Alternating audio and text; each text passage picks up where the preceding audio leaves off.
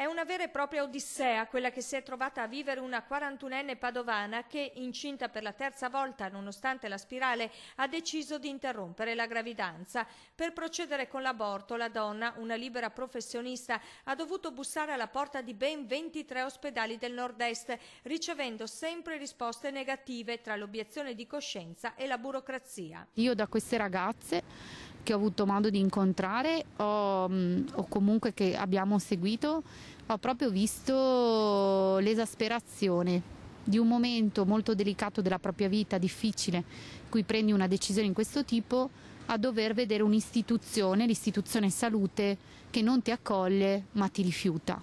È metà dicembre quando la donna scopre di essere incinta. La legge le impone di procedere con l'interruzione entro i primi 90 giorni.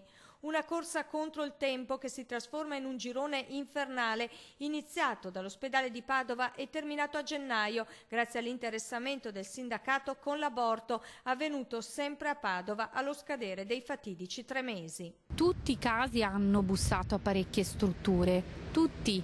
E la cosa più difficile è nel periodo, per esempio, estivo o natalizio.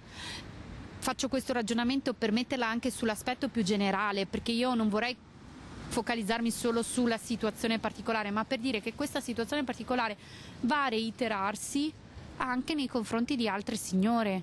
Cioè, è una signora che però rappresenta tante storie. La Regione Veneto ha annunciato che farà le necessarie verifiche per far luce sul caso. Che il Veneto ha sempre applicato in maniera precisa la 194 sin da quando è stata approvata, ha sempre erogato il servizio pur contemperando anche quelle che sono le necessità di medici obiettori.